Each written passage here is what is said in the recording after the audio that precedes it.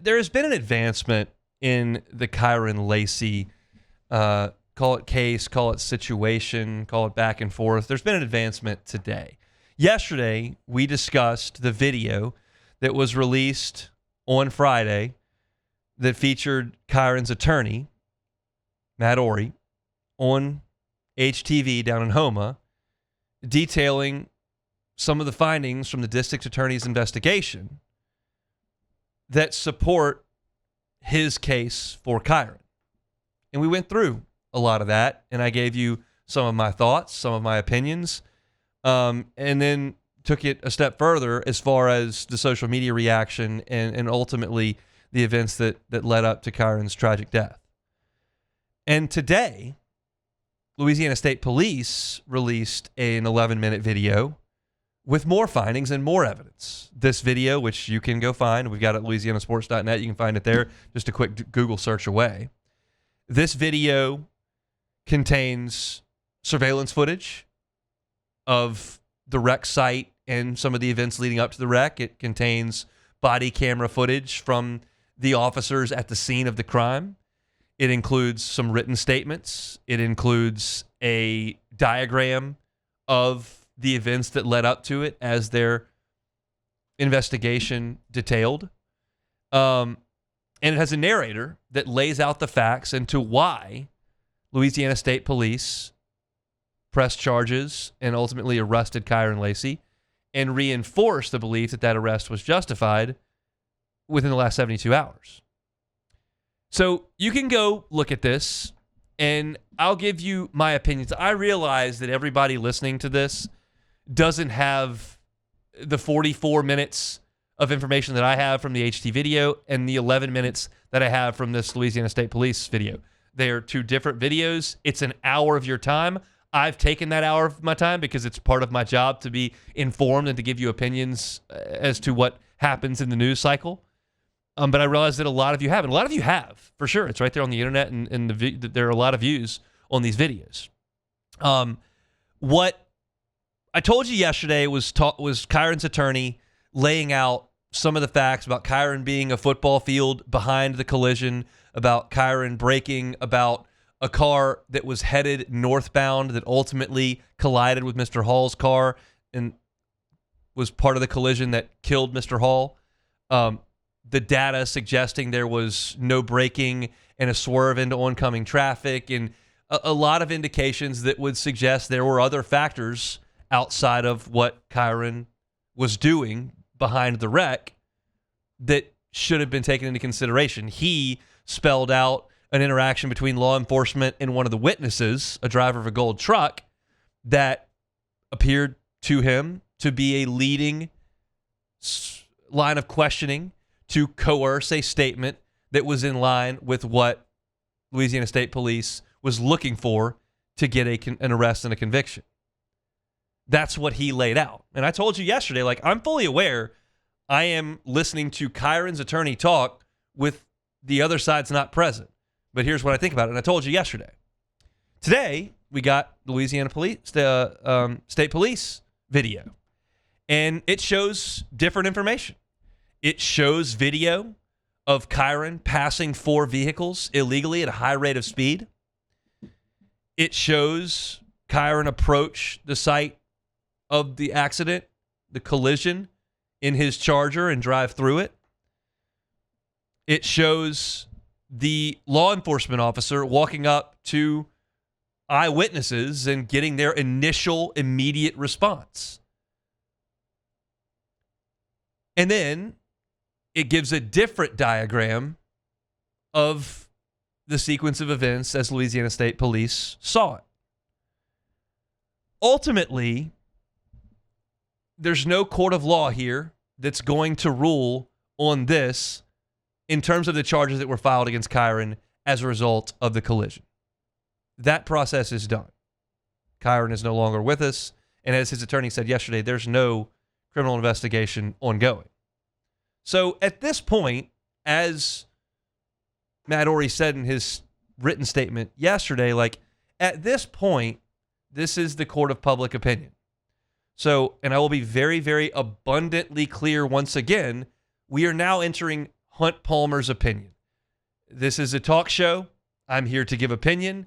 I'm going to give you my opinion based on this evidence. And as a caveat, before I get into the opinion, I'm not an attorney. I don't know every legality.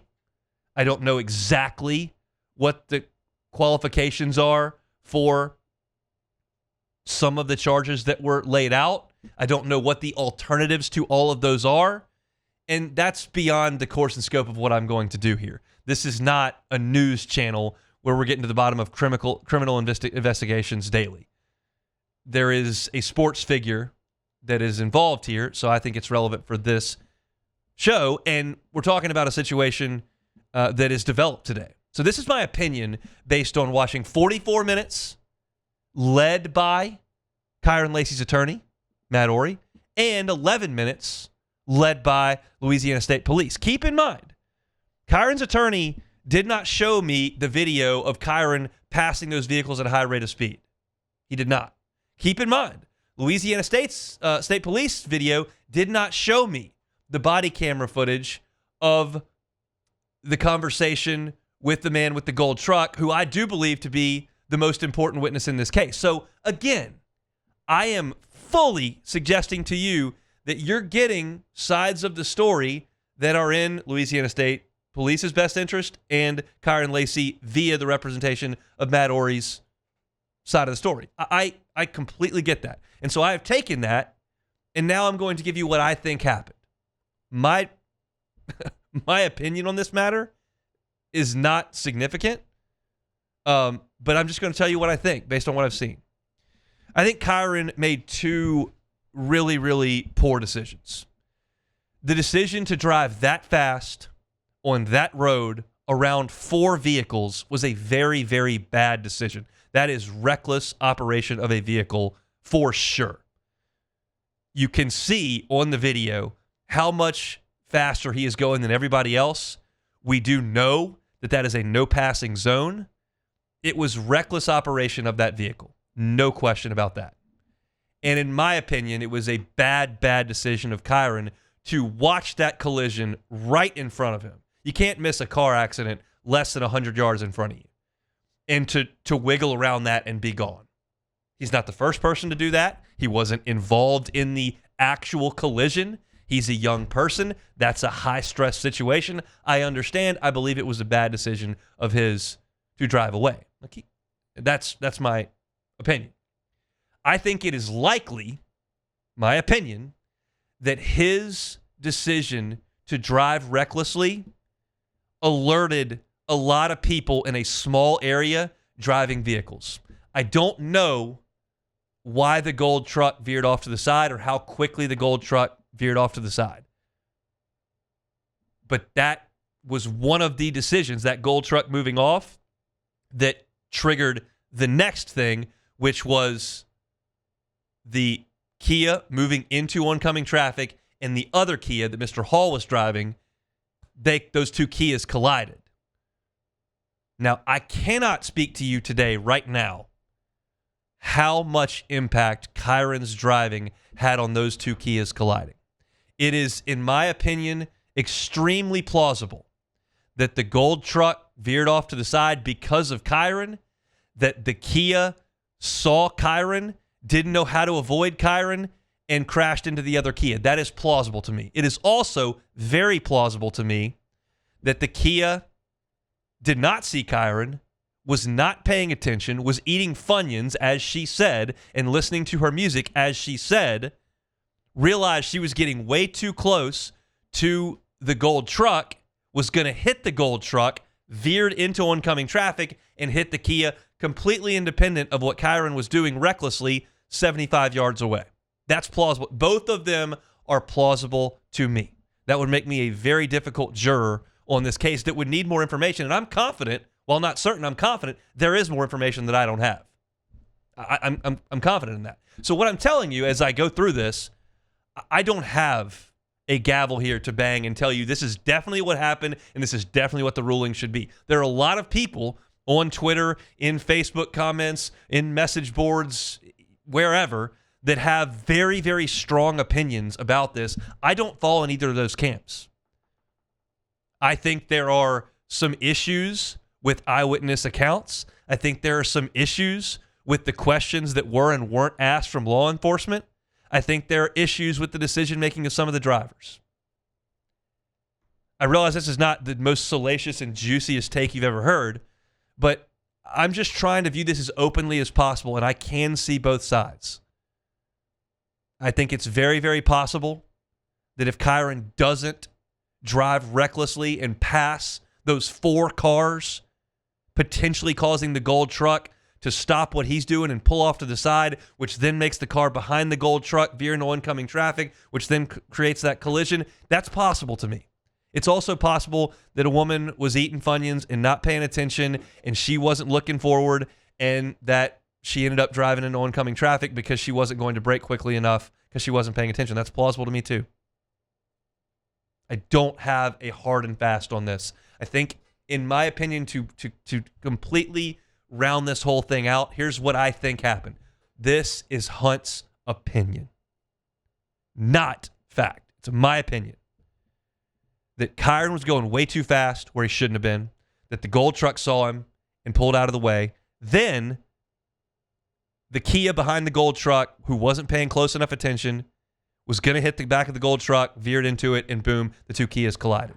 So in that line of thinking, it would stand to reason that Kyren did create the gold truck's decision, and because the gold truck made that decision, the Kia behind the gold truck had to make another decision.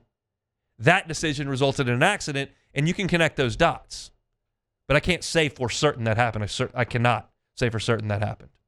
What I can say for certain is that there were bad decisions made, that it's a tragedy that a man lost his life in that collision, and it's a tragedy that in the ensuing weeks, Kyren lost his. That I can say for certain. It's tragic. And I don't know where things go from here.